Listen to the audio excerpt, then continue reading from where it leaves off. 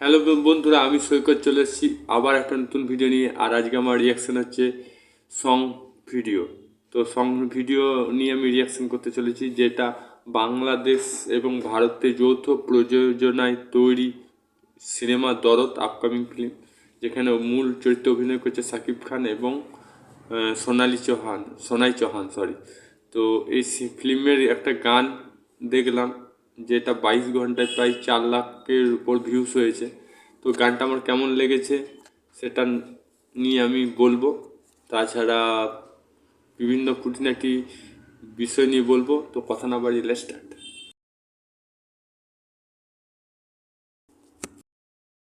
তো গানটা যে গেয়েছে সে হচ্ছে নোবেল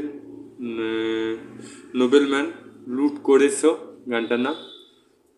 তো লিরিক্স দিয়েছে আফতাব মেহমুদ এবং আসিফ ইকবাল।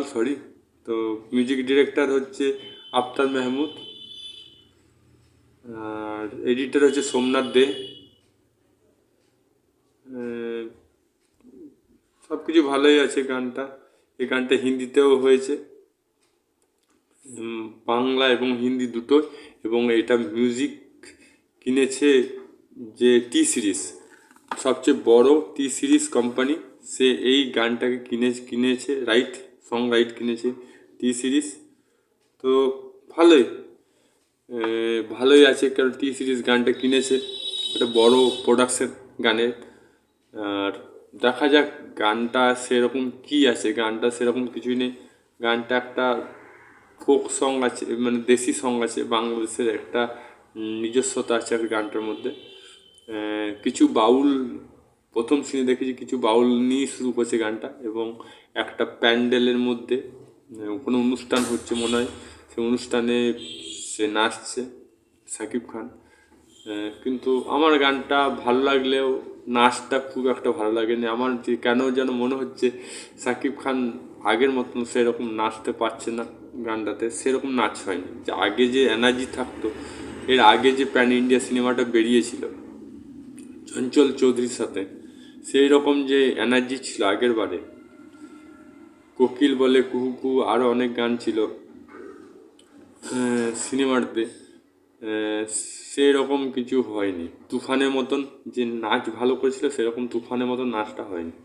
কারণ কি হতে পারে, সে বাংলা হিরোইনের সাথে ভালো অভিনয় নাচতে পারে, হতে পারে বলিউড অভিনেত্রী সোনাল চৌহান, তার সাথে ডান্স করতে ইতস্তত বোধ হচ্ছে হয়তো।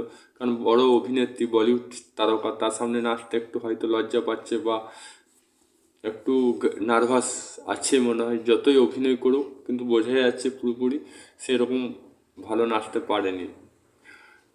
অনেকের হয়তো এটা মনে হতেও নাও পারে, কিন্তু এটা আমার পার্সোনাল মত।